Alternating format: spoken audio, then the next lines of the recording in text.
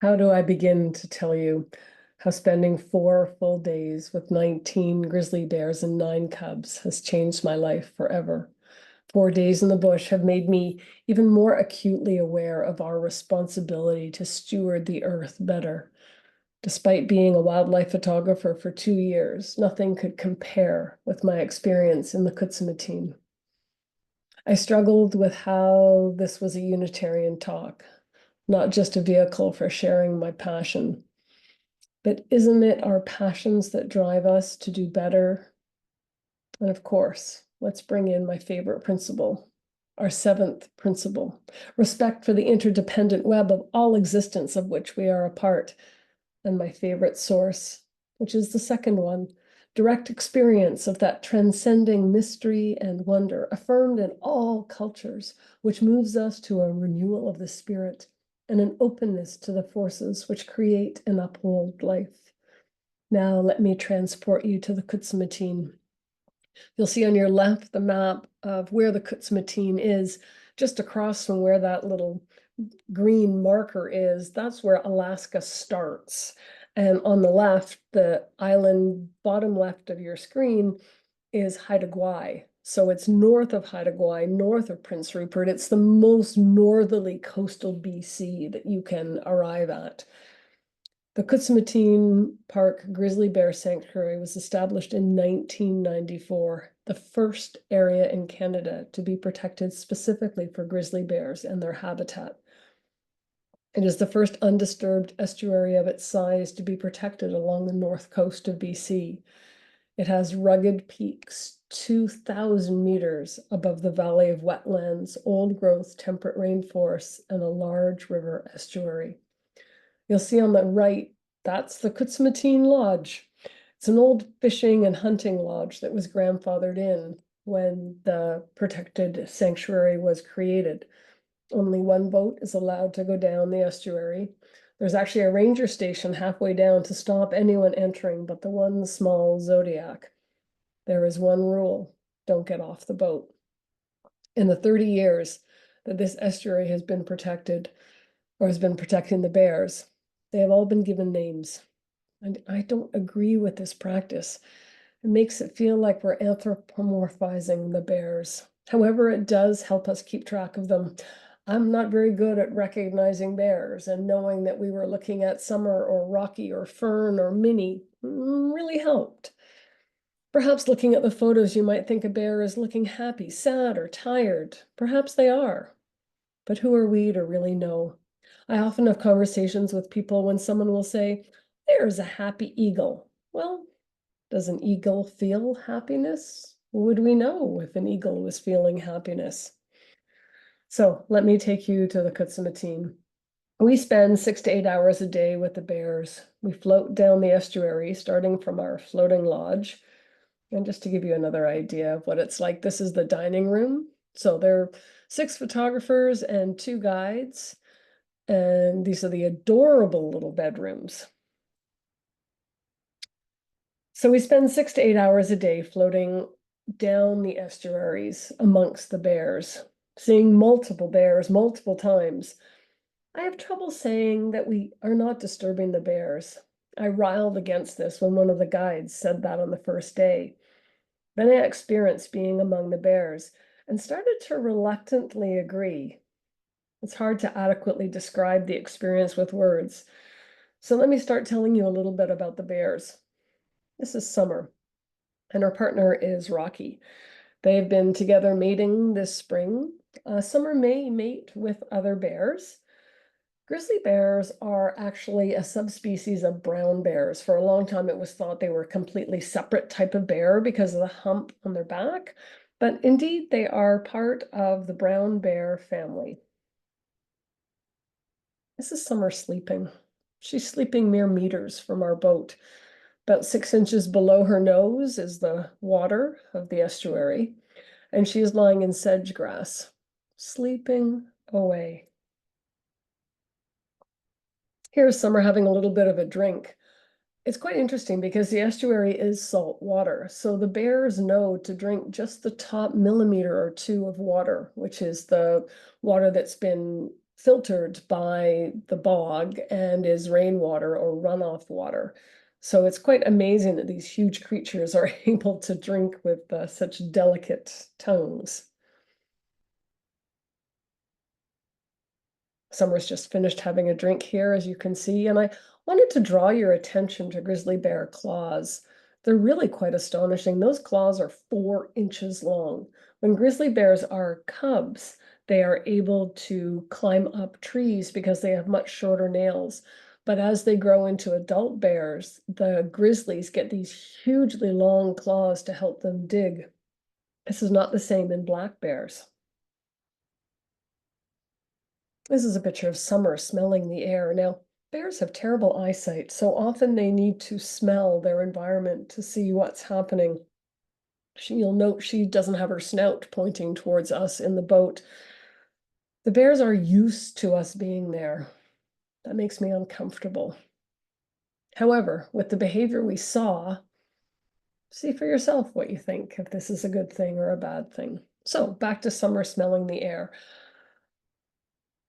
Adult bears at this time of year are seen together for mating and mating only, or if there's a huge abundance of food. Any other time you would not see adult bears together. Now, in this picture, Summer looks like she's looking directly at us, and she may well be, but she can't actually see us very well. We're quite low in the boat. She's actually higher than us. And you can see for the size of their faces, they have teeny tiny eyes and they're close set together. So bears really do not smell very well. So it does look like she's looking at us, but we're really not sure how much she can see. This was an incredibly poignant moment. That's Rocky giving a little sniff to Summer's ear. As I said, these two are a mating pair.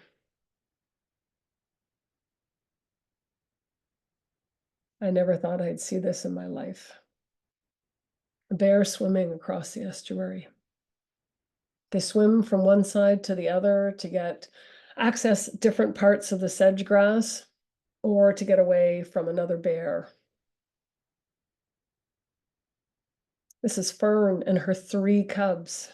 Yes, 3 cubs. It's rare for a bear to have 3, even rarer to have 4 or 5. Generally, bears will have 1 or 2, depending on how much fat store they put on over the winter. It's all about the sedge in the spring.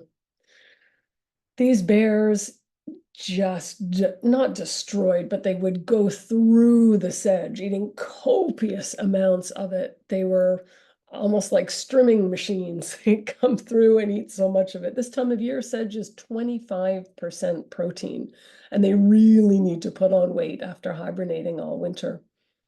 I love this picture because it looks like dear Summers just had some kind of healthy smoothie with the green residue around her mouth. They literally put their paw out, they scoop the sedge, and then they just inhale it. They eat and eat and eat from dawn until dark. I wanted to include these pictures of Summer walking through a stream because the colors look extraordinary. Perhaps you think that I photoshopped this picture, but if you look at the top left of the picture, those are lupins in bloom, and they are certainly exactly as they appear in the wild. So yes, the colors are this extraordinary, and the bear, Summer in particular, is a very blonde grizzly bear. Here's another picture of her going through the stream. Well, if mating is going to get you distressed and you don't want to see pictures of bears mating, now is the time to go and get a coffee. This is Summer.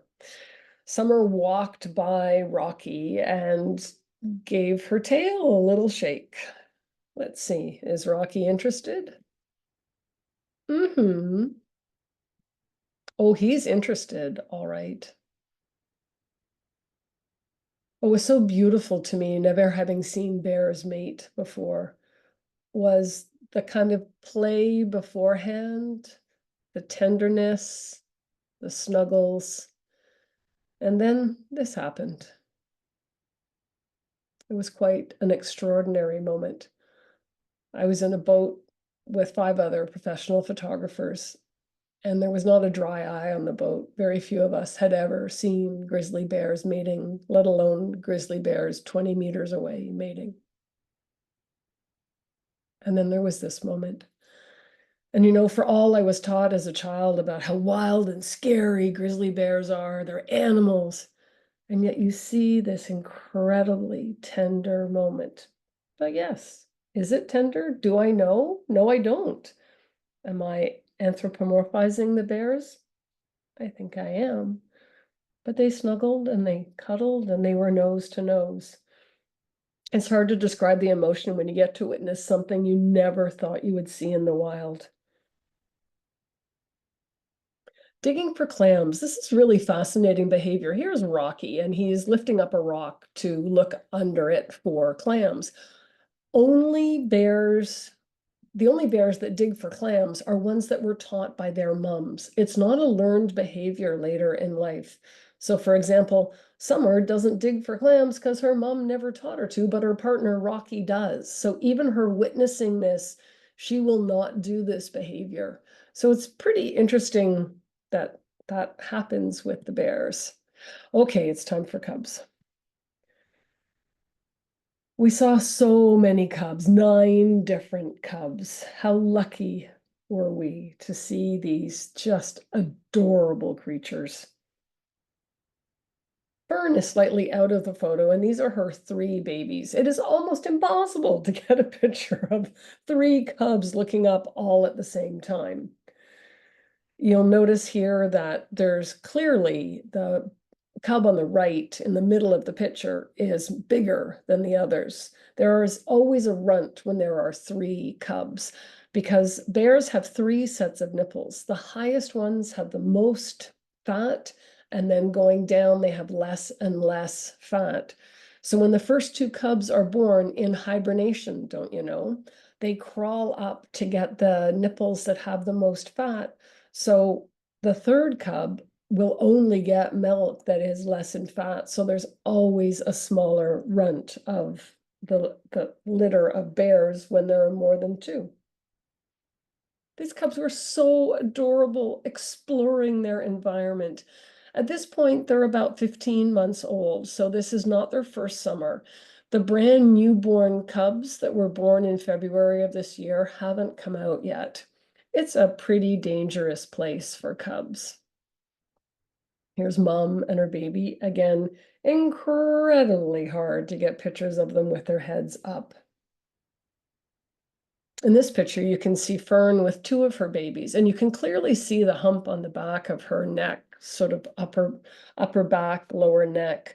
What this actually is it's a knot of muscle to help her stand, and we'll see that a little bit later. Bears mate in the spring, but it is quite amazing that female bears will not get pregnant until the fall. That's right. They have a way to temporarily stop the embryo's development because the bears wait until they see how much weight they've put on to figure out how many pregnancies they can sustain. It might be 1, it might be 2, 3, 4, sometimes even 5, or none, depending on how much weight they've put on and how many pregnancies they can sustain or how many cubs they can sustain.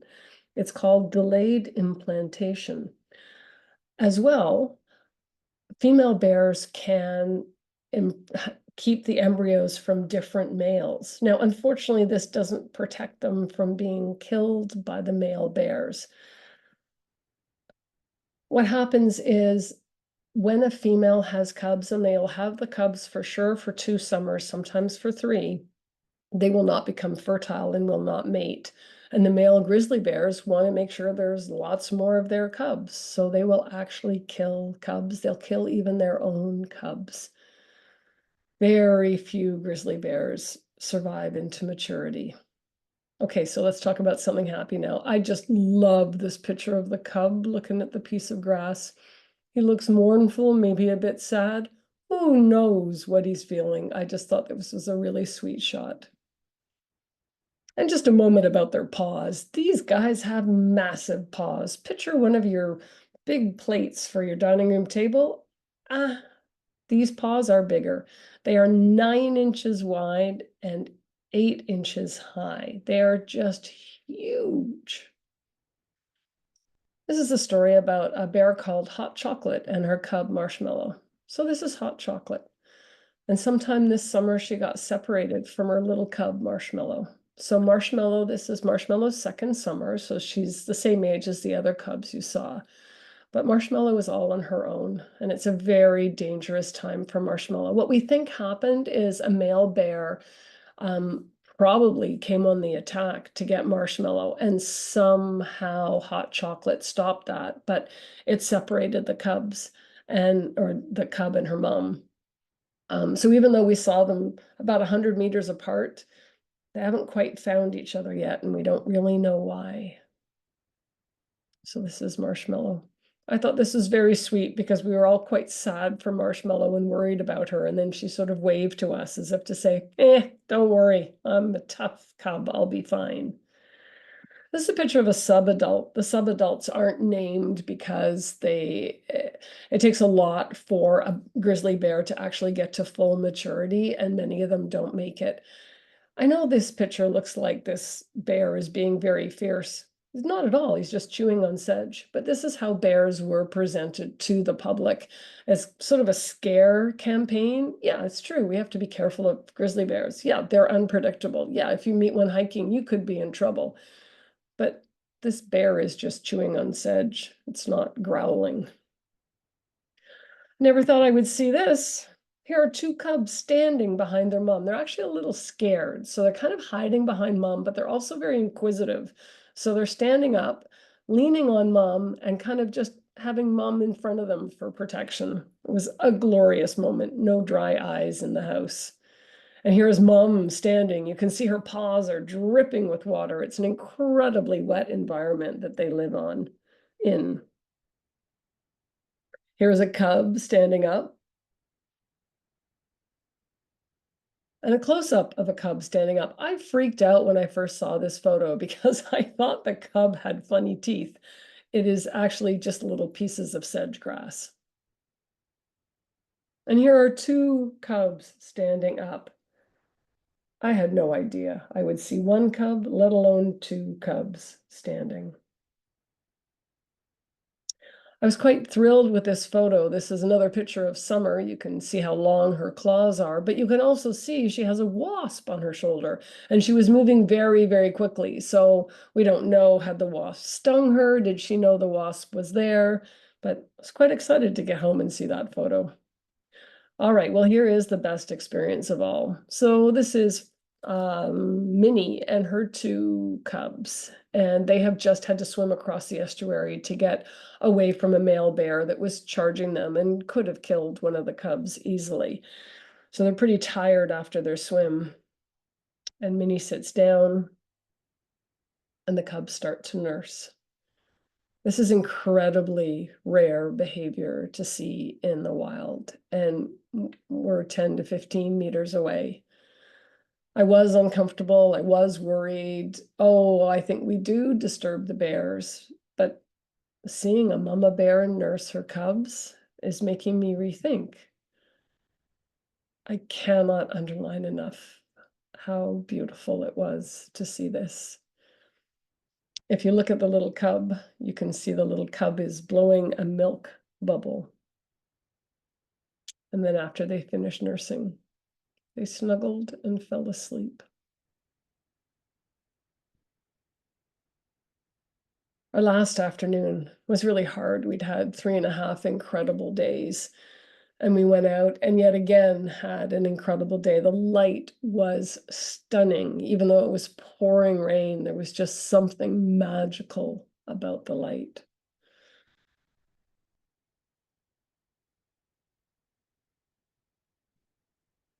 This is a little cub who's learning how to clam.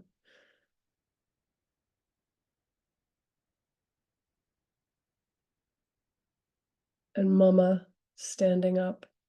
This was an extraordinary moment to see this. And then it was the end of the 4 days, and this is pretty much how I felt. Let's go back to the mama standing up. for the end of my talk.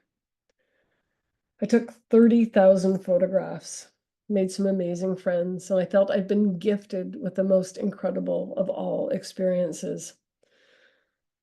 Our guides told our group that we had seen more than any other group ever had. And we got to talking that last night, and one of the photographers said, well, I brought my sacred drum and I did a little drumming ceremony every night and I called the bears.